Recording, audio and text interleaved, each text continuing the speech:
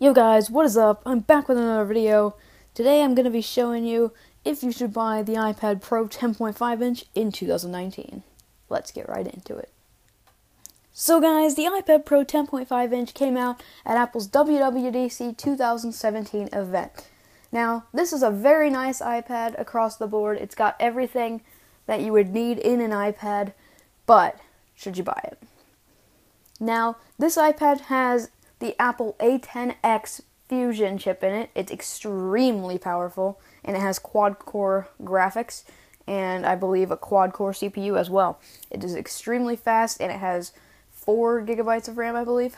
Yeah, it has 4 gigabytes of RAM. It's very nice. It's got this camera, if you can see it. Yeah, that's a 7 megapixel FaceTime HD camera. And this one is the one of the golds. It's very nice looking though.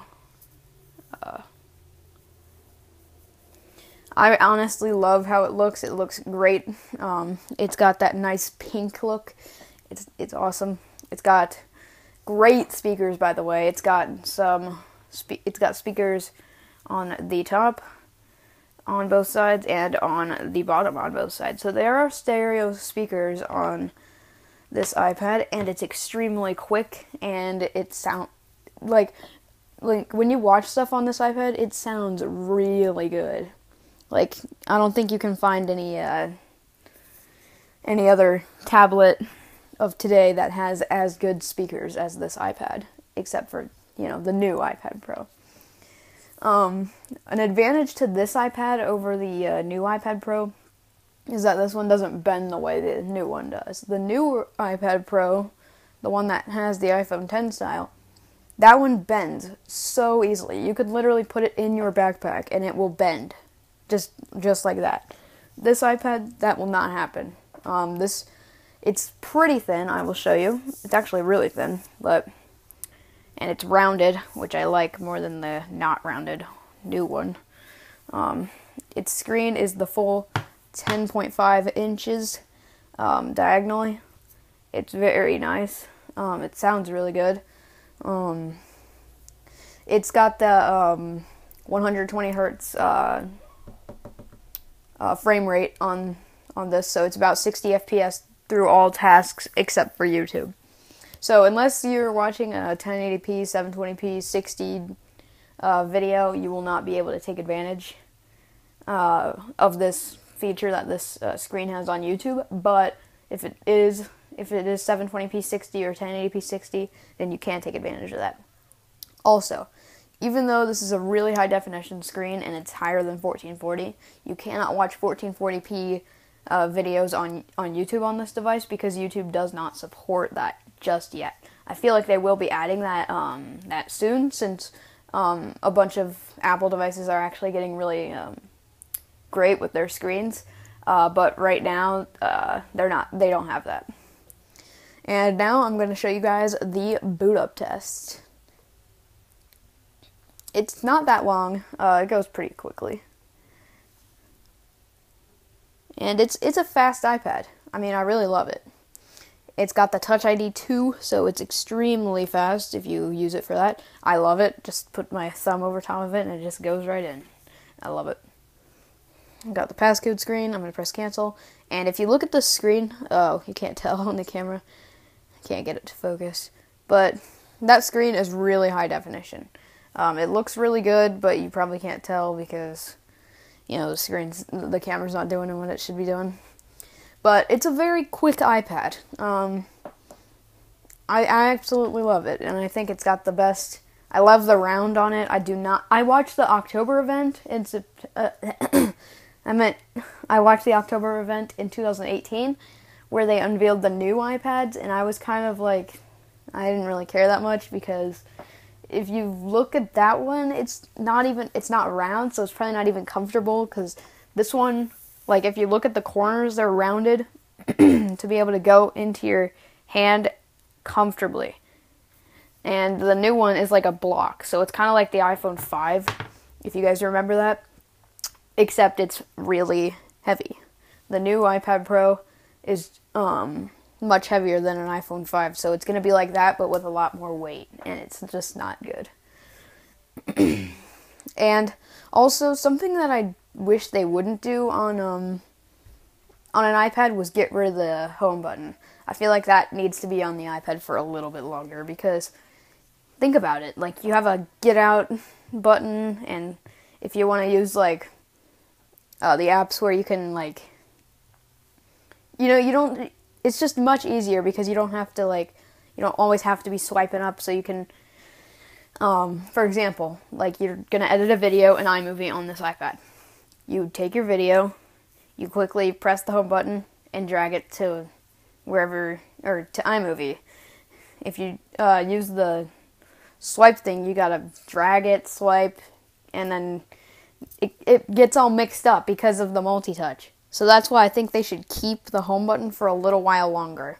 I honestly think it wasn't a good time to get rid of it just yet on the iPad, because people still used it, like, and also, just think about it, like, Face ID is not even that secure. Like, I mean, sure, it has the something in a million, but what I mean by that is that literally someone can grab your iPad or iPhone and, like, if you're sleeping or something, bring it up to your face and then scan it, and then they have access to it right away. If you're sleeping and it has the Touch ID, they'd have to grab your finger, and they'd have to get the right one, and they'd have to put it on to the thing to get it open. So that's why I don't think that Face ID was a good idea. It's just not as secure. Like, literally someone can grab your phone, hold it to your face, and then you're into their device, and it's just not secure. Now, guys, this screen, I believe, is beyond, not quite, or it's not quite 4K, but it's pretty close to it. It's a little bit, it can, like, scale up to 4K, but not, like, be 4K, if you know what I'm saying. It's a very nice iPad overall, though, and it's a pretty good price for what you get in 2019. Apple literally just discontinued it off of their website, and they replaced it with the iPad Air, I'm guessing 3, iPad Air 3, I think, I'm not sure. They didn't call it that, but, that's just what...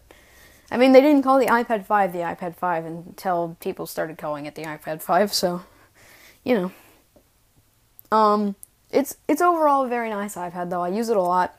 I actually don't edit videos on this, which I might start doing, because I'm actually, like, my MacBook Air has barely any space on it, and you know how that is. It's just annoying. I feel like I would use it if my MacBook Air didn't have, like, my files that I have on YouTube anyway. It has like Photoshop and stuff, and I use that to make some of the art on my YouTube channel. I actually use TubeBuddy to make my thumbnails, so that probably wouldn't work out, because my thumbnails probably suck. But I absolutely love this iPad, and it can handle a lot of powerful things. As you saw, the boot up isn't slow. It's a nice iPad. Its screen is amazing, but it's not focusing on that, so it's getting a little annoying. It sounds amazing as well. Like, when you have it like this and you're, like, watching something, it sounds great, because the speakers are really good. The speakers are so good, and, like, there's literally nothing that can compete with them. Like, they boom out on both sides, and they're just so nice. I absolutely love this iPad, and it's one of my favorite Apple devices that they ever had, because, I mean, like, I would probably like some other stuff if I had other stuff, but I don't have a ton of other stuff. But this iPad overall, in my opinion, is great.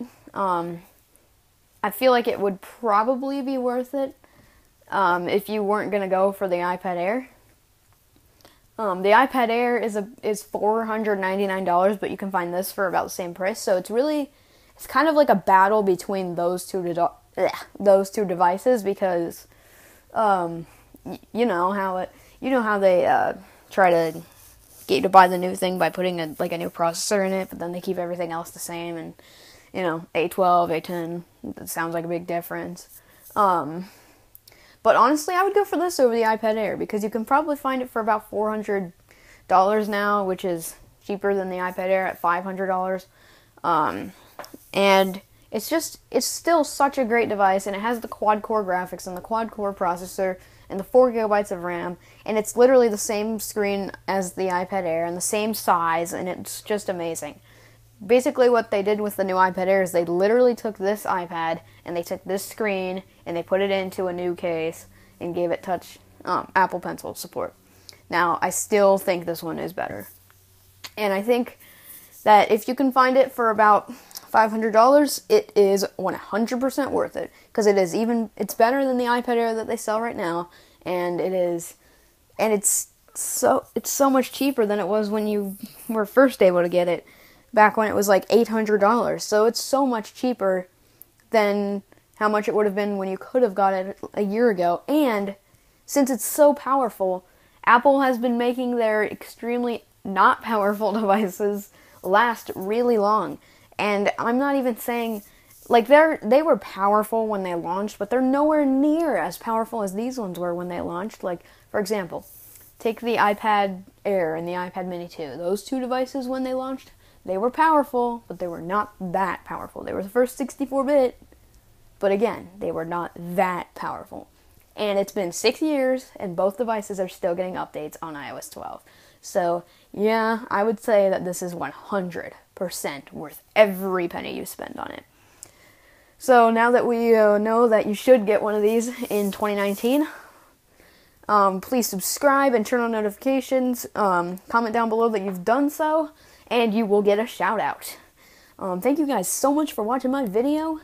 Peace out.